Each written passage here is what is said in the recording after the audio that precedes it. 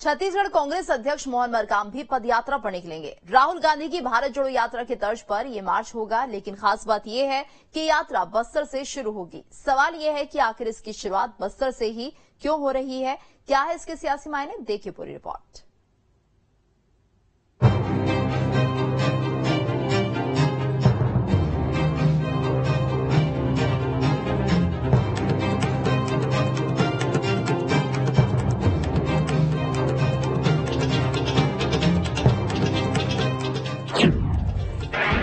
छत्तीसगढ़ में मोहन मरकाम करेंगे पदयात्रा। बस्तर में पैदल मार्च से कितना फायदा?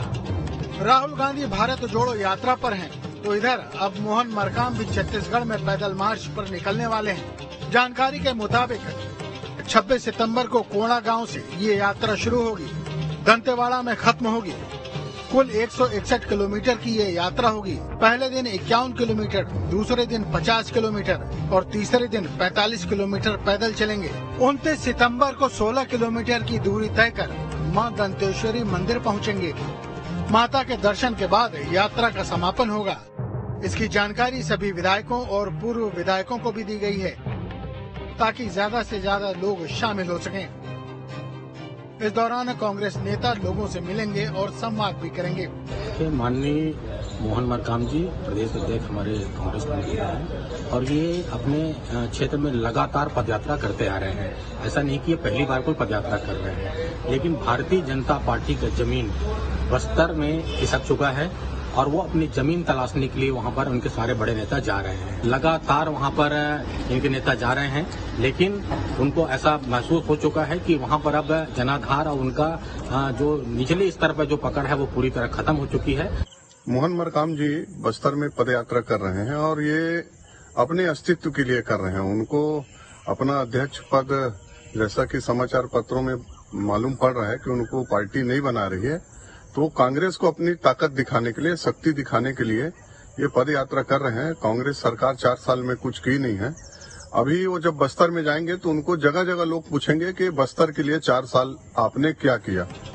सबसे बड़ा सवाल ये है कि आखिर पैदल मार्च के लिए बस्तर को ही क्यों चुना गया? आखिर पार्टियों का सबसे ज्यादा फोकस बस्तर पे ही क्यों है? क्योंकि बीजेपी के प्रदेश अध्यक्ष अरुण साव और नेता विपक्ष नारायण चंदेल भी अभी 5 दिन बस्तर में थे।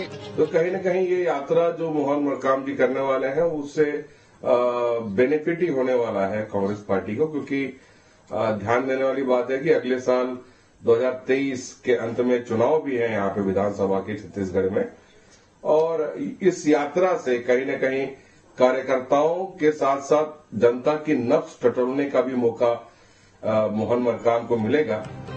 दरअसल बस्तर को लेकर एक मिथक है कि जो यहाँ जीतता है वही सत्ता में रहता है। सियासी इतिहास भी इन बातों की पुष्टि करते रहे हैं। आंकड़े बताते हैं कि बस्तर संभाग में विधानसभा की 12 सीटें हैं। 2018 में कांग्रेस को 11 सीटें मिली थी।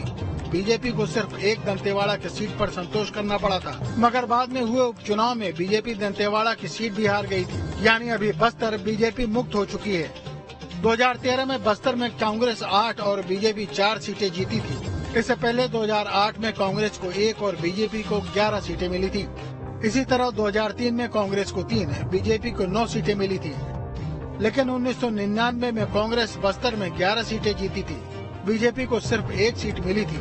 आंकड़े बताते हैं कि 1999 को छोड़ दें तो बाकी समय में बीजेपी का बस्तर संभाग पर कब्जा रहा है। लेकिन 2018 के चुनाव में बीजेपी का जनाधार कम हो गया और रही सही कसर को कांग्रेस ने उपचुनाव में पूरा कर दिया, जब दंतेवाड़ा की सीट भी छीन ली। वोट शेयर में कौन कितना भारी रहा, अगर इस पर नजर डालें तो 2008 में बीजेपी को 42.26, कांग्रेस को 31.73% वोट मिले थे।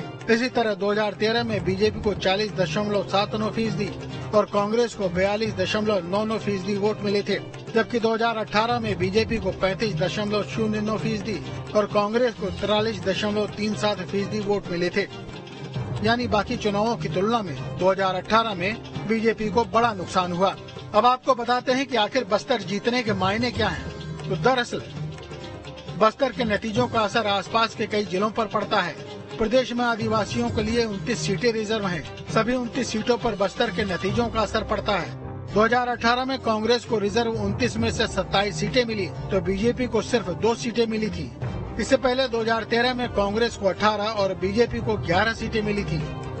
आंकड़ों से अंदाजा लगाना मुश्किल नहीं कि बस्तर को सत्ता की चाबी क्यों कहा जाता है। देश में इन दिनों राजनीतिक दलों के नेताओं द्वारा पद यात्रा करने का ट्रेंड चल रहा है। एक तरफ कांग्रेस पार्टी के नेता राहुल गांधी भारत जोड़ो यात्रा निकाल रहे हैं तो दूसरी तरफ छत्तीसगढ़ में भारतीय जनता पार्टी के आला नेता प्रदेश के अलग अलग हिस्सों में जाकर पदयात्रा कर रहे हैं।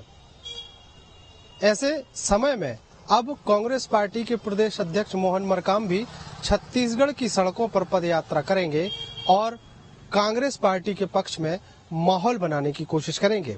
लेकिन सवाल ये है कि इस पदयात्रा से क्या हासिल होगा, क्योंकि बीजेपी इस पदयात्रा पर सवाल खड़े कर रही है।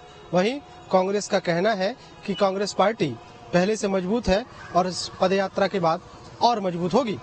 वीडियो जर्नलिस्ट प्रमोद दिवंगर के साथ अंकुश शर्मा, न्यूज स्टेट मध्य प्रदेश, छत्तीसगढ़।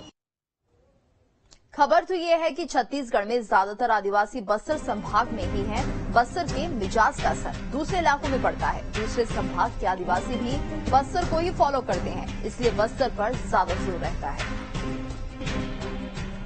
और आखिर में अब आपको मध्य प्रदेश छत्तीसगढ़ की वो जानकारी देंगे जिसके बारे में शायद कम ही लोग जानते होंगे। मंदसौर को रावण का ससुराल कहा जाता है।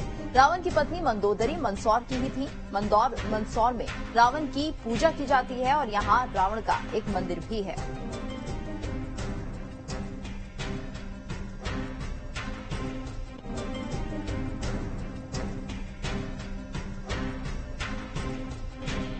और इसी के साथ इस पेशकश में इतना ही। रुकेंगे एक ब्रेक के लिए, ब्रेक के बाद खबरें जारी हैं।